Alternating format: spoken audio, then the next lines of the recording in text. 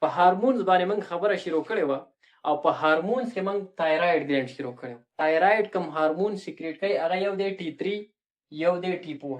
په T3 او په T4 باندې د دې نه مخکې لیکچر کې موږ په ډیټیل کې خبره کړې وه. نن ټاپک زموږ دی کیلسیټونین. دا د تایراید ګلینډ دریم هارمون دی. د دې کیلسیټونین زموږ په وجود کې کار څه دی؟ د دې په فنکشن باندې خبره کوو. نو د دې فنکشن دا دی چې اټ ډیکریز کیلشیم لیول ان د بلډ. دا زموږ په وینه کې د کیلشیم لیول ډاون کوي. کله چې زموږ په وجود کې زموږ په بلډ کې د کیلشیم لیول سیوا شي نو دا کیلسیټونین راشي او زموږ په بلډ کې د کیلشیم دا لیول کم کی ډاون کی.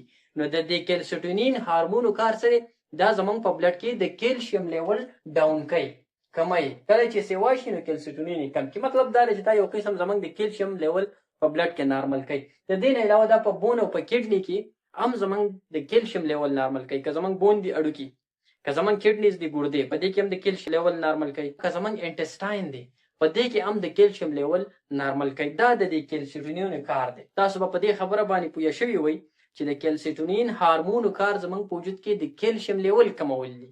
کله چې په بلډ کې د کیلشیم لیول سیوا کیږي نو کیلسیټونین راځي او د کیلشیم لیول زموږ په بلډ کې کمای ډیکریز کوي نارمل کوي.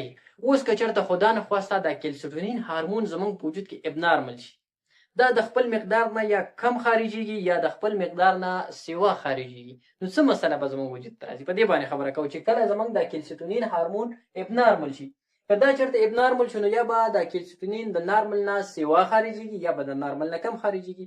خبره کوو اول په دې باندې چې اکسس اف کیلسیټونین، دا کیلسیټونین د خپل نارمل مقدار نه سیوا جوړیږي. زموږ تایراید کارسینوما کوي.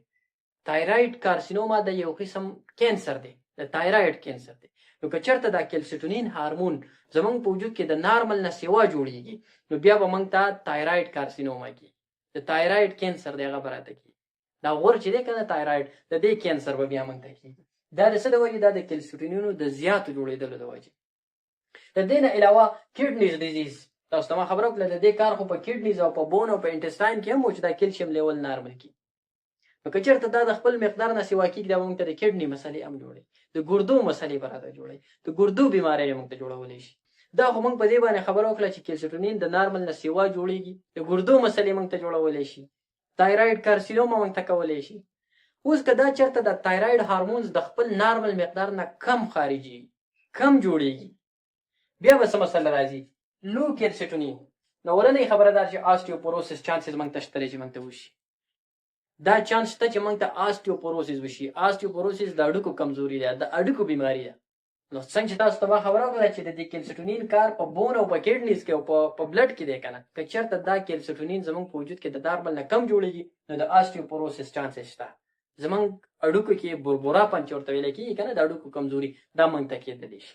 د دې نه علاوه بله مسله های کیلشیم لیول ان د بلډ. تاسو ته ما خبره وکړه دا کیلسیټونین زموږ په بلډ کې د کیلشیم مقدار کموي. که په بلډ کې د کیلشیم مقدار سیوا کېږي نو کیلسیټونین کموي. اوس که کیلسیټونین نه جوړېږي بیا به څه کېږي؟ نو ښکاره خبره ده چې زموږ په بلډ کې به بیا د کیلشیم مقدار سیوا کېږي، نو هغه بیا ځان له موږ ته مسلې جوړوي. نو که چېرته کیلسیټونین په کم مقدار کې جوړېږي نو زموږ په بلډ کې به د کیلشیم مقدار د کیلشیم لیول های کېږي.